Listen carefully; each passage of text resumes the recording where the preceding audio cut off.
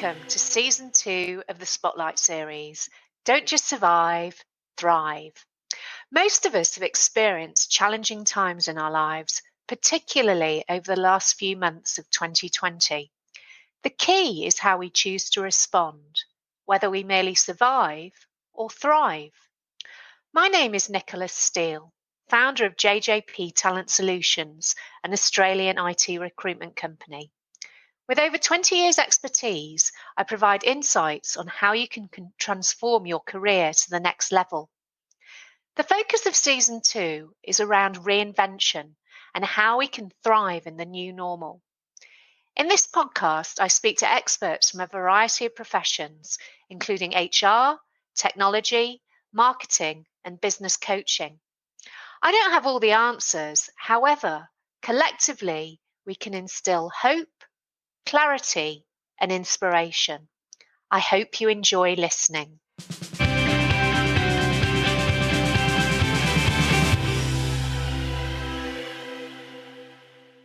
I'm delighted to introduce Chris Skehan. Chris is a telecommunications expert and entrepreneur who, through a series of life events, was led down the path of life coach and author of The Unfair Advantage: How a Mentor Can Change Your Life. Chris, thank you for joining me on Season 2, Episode 5 of the Spotlight series, Don't Just Survive, Thrive. Hello, Nicola. How are you going? Very good. Lovely to have you on the series. So, Chris, please can you briefly tell me about you and your background? Yeah, no worries. So I'm very much a country kid, born and bred in country Victoria, playing AFL and doing all those great things that country kids do on a dairy farm at the time. Had an awesome upbringing, and then I ended up at a young age, because my dad taught me that get a trade and you've got something to fall back on throughout your life, and he was a butcher. So I ended up getting a trade in the army in electronics, and did a lot of my training in Albury, Wodonga, and then they sent me to Queensland when I was about 21 to fix helicopters. So my first assignment, so to speak, was fixing choppers in the army. Yeah, it was an awesome job. I went overseas. There wasn't any big wars at the time, really, a bit of unrest in New Guinea, and I went to Papua New Guinea. And then in about 1996, had married and had a child by now, and realised that after 9 years in the army, I loved the job, loved the helicopters, but didn't like being away all the time. So opportunities and my entrepreneurial type brain probably kicked in then, and I said, right, well, what else can I do? And I became a subcontractor and started putting satellite dishes on people's houses in the late 90s. And then in 2003, I started a business called Skiing Antennas with my brother Mark, who I actually trained, and then together we started doing antennas and dishes and telecommunications and cabling, and effectively for the next 16 years, up until now, if you want to pin me as a word, I'm the cable guy. Yeah, but in all that time, I stayed in Toowoomba for 25 years, Toowoomba up in sort of west of Brisbane, Queensland, Australia. I've since moved from there. That's part of the next story, I'm sure we'll talk about. But yeah, in that time, settled, 2 kids, wife obviously, and life was going on pretty good, probably till about 2011. I had a lot of football in there. I was a footy coach, so I was very much involved in the community. Absolutely. Hit a roadblock in 2011, Nicola. I know, and I heard your fascinating story, which is why I was really interested in you being on this podcast. So it was the 2011 floods in Toowoomba, which was a really pivotal time for you. So tell me more about that really incredible story from that time in the floods. Yeah, so look, life at the time was seemingly going along well, and I probably had a lot of success in sport. Business was going along pretty good, and I wouldn't say I was egotistical or all those things, but I was literally, it was raining on that. In fact, leading up to that period in January of 2011, we'd had a phenomenal amount of rain after a cyclone had come down in Queensland. And Toowoomba on that particular day had 100 million an hour or something ridiculous. It was crazy, and it's like a bowl, and so it pretty much just filled up. And I was driving along a road heading to a job, in fact, and the road that I was on, the river next to me rose onto the road, and I effectively ended up driving along a river. Now, there Scary was cars. stuff. It was weird. It was strange, and I'm in a four-wheel drive, and I'm going, wow, look at this. And hang on a minute, this is getting higher and higher, and all the traffic stopped. So I did too, obviously, observe what was going on, back my car out of the road, and then just sort of watched for a little bit. And then I suppose the next hour is where my life really changed. Phenomenal what happened, but there was cars, sedan cars, who were by now, I could see they were stuck. They either stalled, and I'm thinking, I'd been through flood water in the past, done silly things, and know that if you're in a low car, then water doesn't go too well through distributors. And so then the what would you call it, the army mentality, I think I look back now and think about that and go, well, it really kicked in, helping people and making quick decisions. And so took my boots and socks off, and now I jumped and off into the water and helped one elderly lady back out who was frozen. And her story I refer to a lot. It's not that huge, and she was just frozen. Her engine was going, and she just didn't know. And all I did literally was, after I realised the engine was going, because it was pouring rain, and was literally just told her to put it in reverse and back out. And it's one of the things I've learned retrospectively now, looking back about, and I talk about it, white knuckle syndrome. If you could imagine me, I'm holding my hands, or if you can imagine anyone holding their hands on a steering wheel, their knuckles are white. And especially stopping in fear, like a rabbit in the headlights. 100%, and especially now in times COVID-19, and people are frozen. Some people are frozen, not everybody, of course, but a lot of people are like that. And literally, all I did was say, "Darling, put it in reverse and back out and go off the other way." And she did, and really saved her life, because where she was sitting, within the next half an hour, would have been over her roof. She would have been washed away to her peril. So that's kind of the first story. It's not even the biggest part. After that, then I looked up the street, and there was another car, and I'm sort of watching someone else try to get out to the car, i.e. another guy, and he had a rope, and he was sort of like a pendulum swinging because he couldn't get out there. And again, I've gone, I don't really know. You look back at some times, because now it was 9 years ago, and you think about, I've been asked this question a lot, think, what was I thinking at the time? And I don't think I really did think. I just acted, and again, probably more the military training, I think, impulse just kicked in, and wow, I can help here, and I need to go do something about it. That's pretty much what happened. Yes. So anyhow, I proceeded, ran up to the corner, it was 100 metres away through the water, and got to this guy and said, look, literally grabbed the rope off him, and I said to him, I think I can get out there, mate. He was a bit shorter than me. He was probably only 5'8" or something maybe, and I'm about 6 foot, and so grabbed the rope and off I went. And got to because the car was in the middle of the street, the traffic lights, and we're on the edge, and by now it was up. It hadn't been washed away, but I could see that there was a couple of kids and a mum there. And so off I went and made it out there and tied the rope to the door and grabbed the smallest child, and he jumped on my back, piggybacked him back across the water. So I shimmied across, if you can imagine, sort of shimmying across hand over hand, and got back okay, but the water was still rising. It's hard to describe to people if they've never been in such a situation, maybe in such torrential rain in the tropics, and that's what it was like. This is in Queensland. I know it rains heavy everywhere, but Queensland or tropical rain, it seems like none other. It's just so heavy. The drops are so big, and you get so much rain in such a short period of time. So it is pouring, absolutely bucketing still, and the rain, the water's rising, and I sort of got this child back and gave him to the other guys, and then turned around and gone, man, this is going to be hard.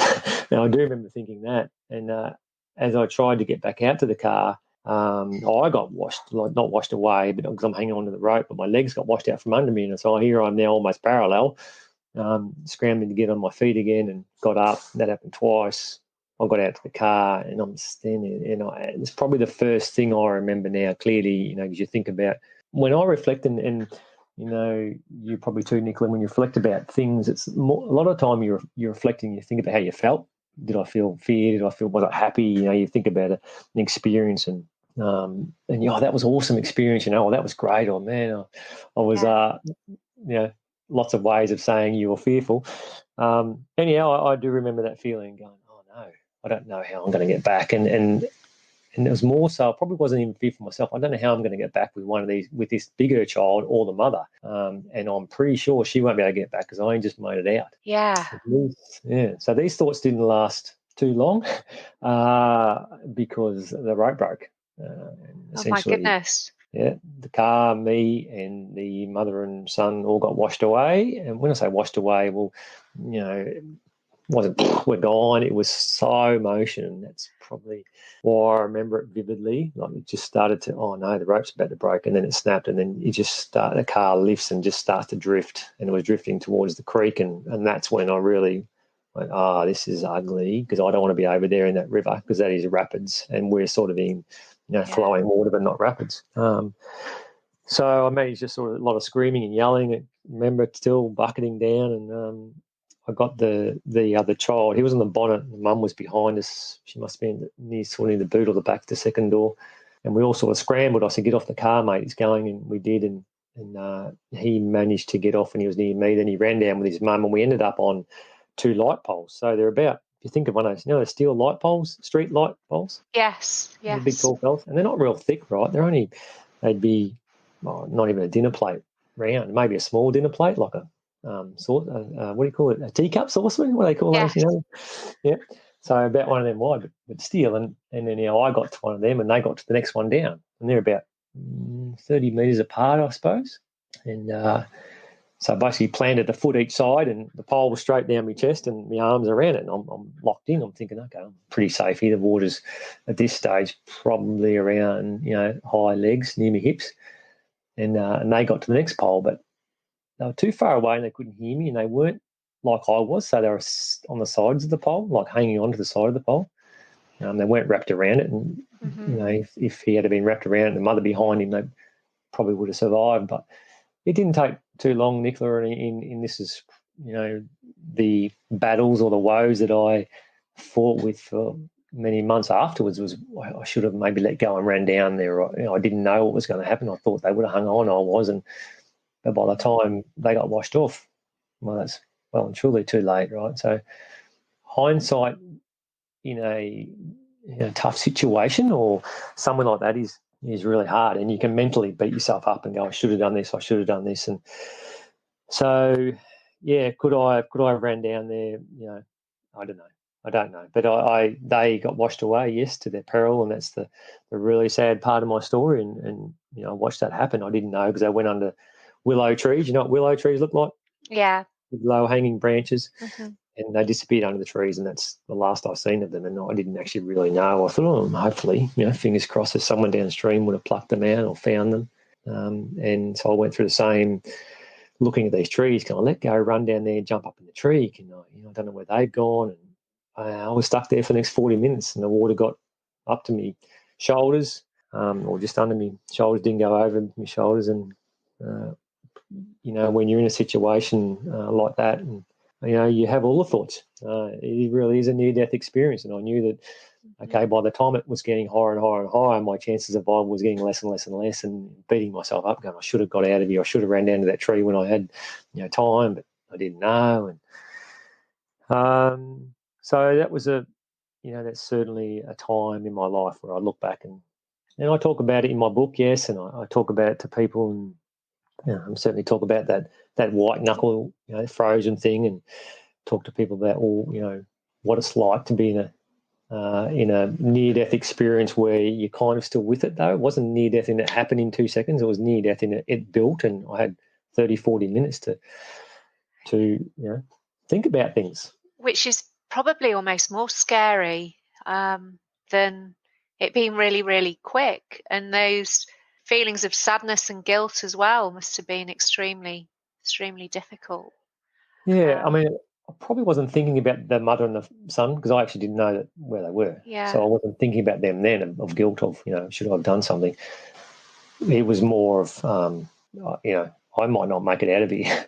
Yeah. My last resort was to climb the pole and I knew, again, from my military training that I could climb the pole, but I knew that I wouldn't be able to stay up there forever. Yeah.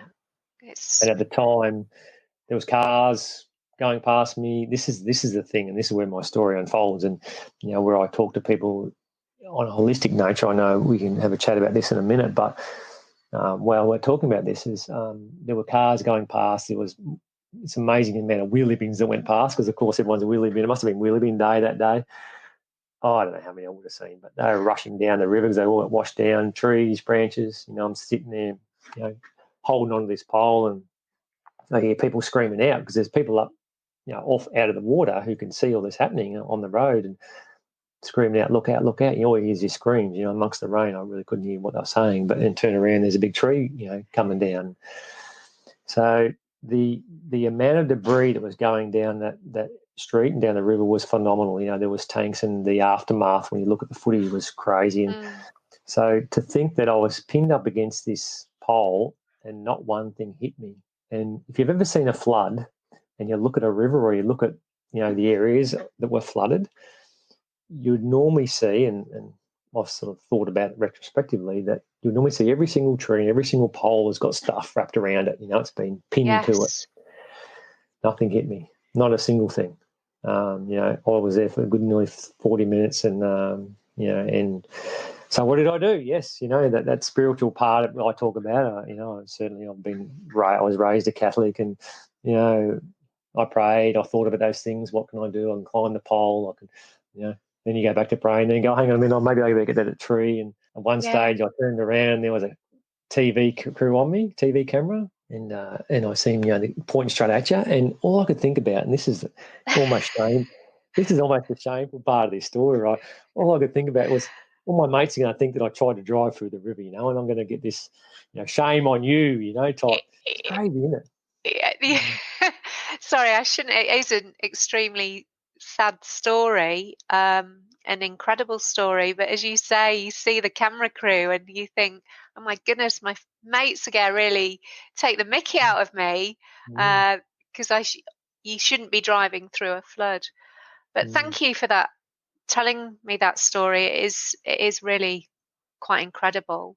And I think as a result of that experience, you wrote your book, The Unfair Advantage, How a Mentor Can Change Your Life. So you put unfair with un in brackets. So what is the fair or unfair advantage that you refer to there? Yeah. Okay. So I'll just have to give you a little bit more information to add to that. So because that was in 2011, and I didn't write the book until, last year. It literally just got published now. You're right, 2020. So after that, a lot of things happened, and I realised a lot of stuff about myself and my own ego, and I went through a divorce after that. 6 months later, I've just turned 40, and by the end of 2011, my life was very average. And, I certainly went through probably, wouldn't say I went through depression, but I certainly had, suicidal thoughts. I had all the symptoms of it. And just lucky I had good family and friends around me. And it was subsequent years of trying to figure out, well, why was I saved? What's my purpose? Because it wasn't just to put, a TV antenna on someone's house, or put a cable up, and a bit of data in. There's got to be something bigger than this, Yeah. I shouldn't be here. And so I went on a quest, and I talk a lot about that in the book too. But it culminated in a lot of personal development, a lot of habits, getting around great people who encouraged me to get around more great people. And all these great people will also talk about habits and talk about, positioning yourself and starting the day with a win. And the easiest way to start the day with a win is to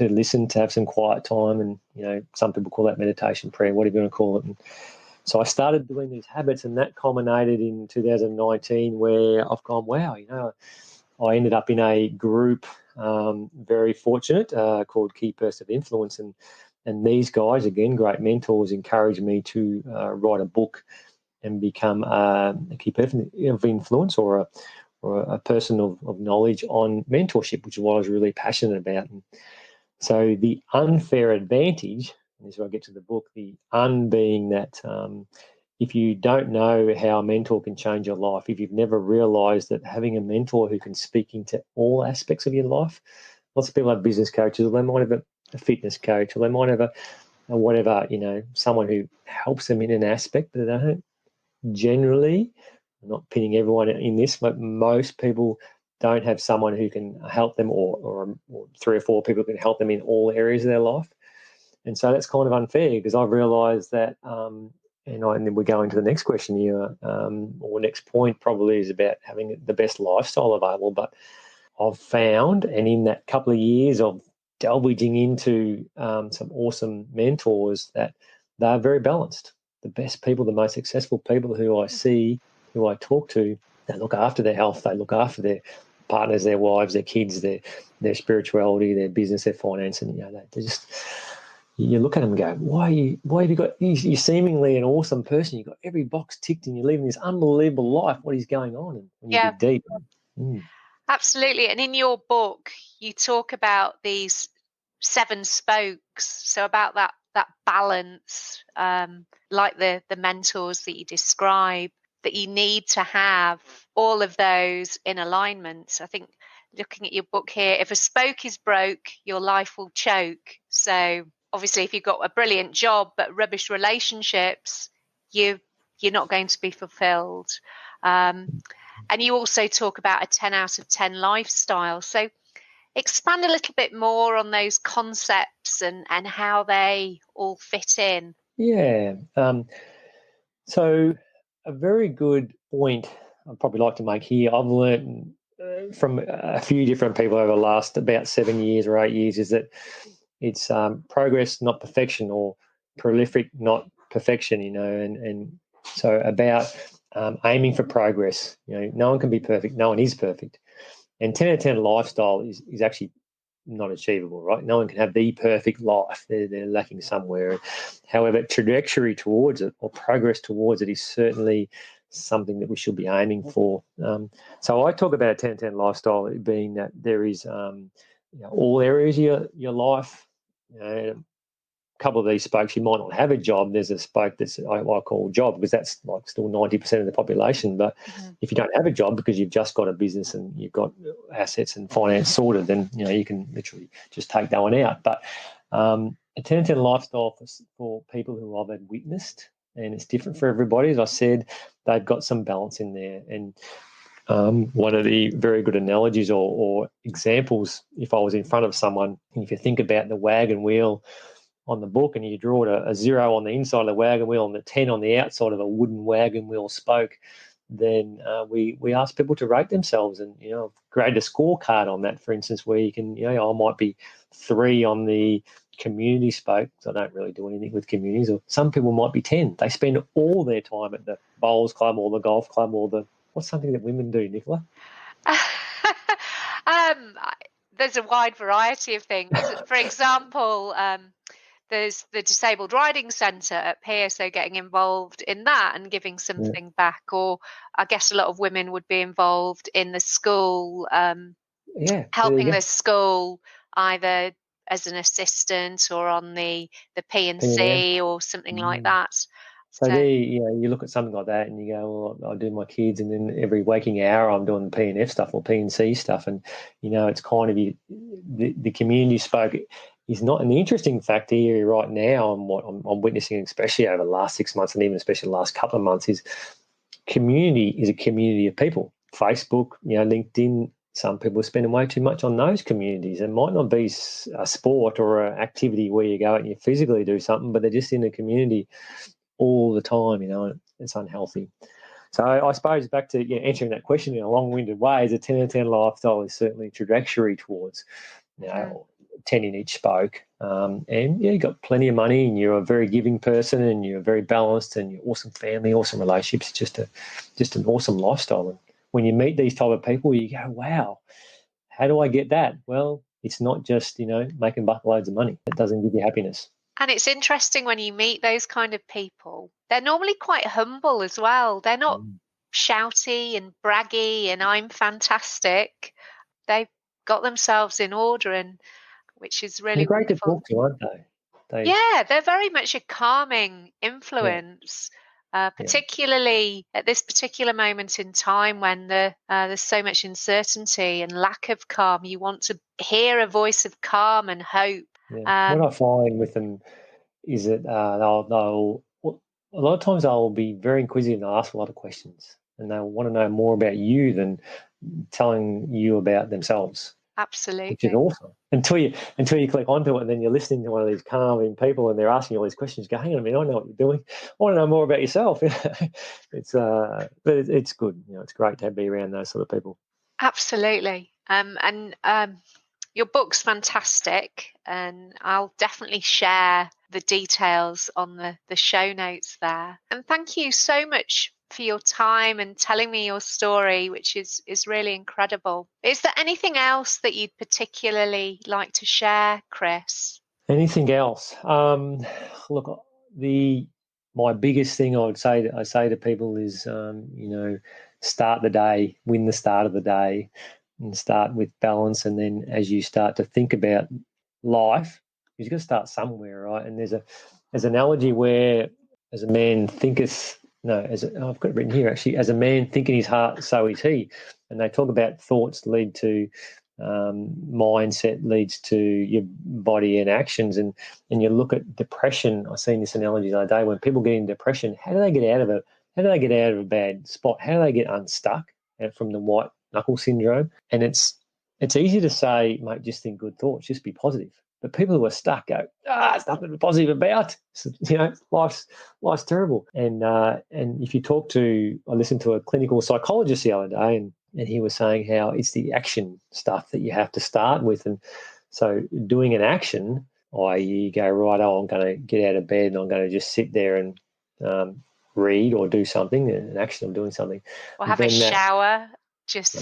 Can perk you up a bit sometimes. Just get going, and that helps your thoughts, and then the circle starts that way. So, and then of course, reach out for help. My whole purpose, my whole message is about getting mentor. And it's the book on the bottom. It says how a mentor can change your life, and so we're not meant to do life by ourselves, and our ego is what prevents us from asking for help. And that was my biggest lesson, is to calm the ego and ask for help and be humble myself. Exactly what you just said before. I want to be that person. I want to be that really calm, humble person who people can listen to. Which you certainly come across as that kind of person, Chris.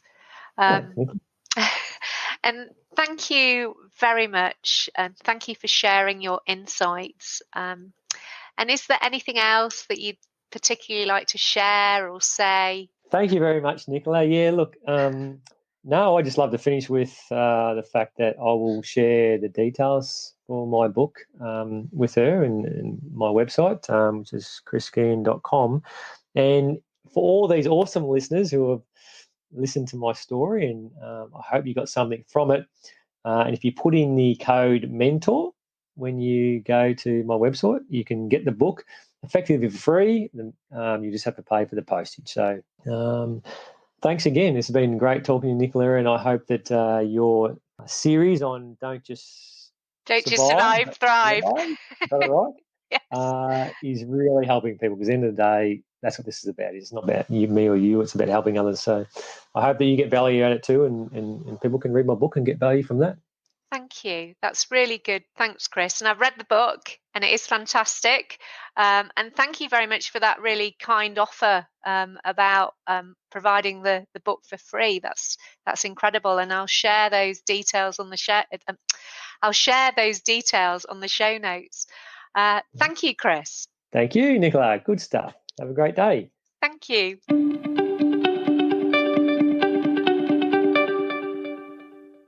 I hope that you enjoyed this episode. Please remember to subscribe, rate, and review. If you're looking for career advice, your next career opportunity, or to grow your tech team, then please call me, Nicola Steele, on 0499 773 546, or go to our website, jjptalent.com.au. The Don't Just Survive, Thrive podcast is part of the Spotlight series, which includes the YouTube channel, Spotlight on Software Development.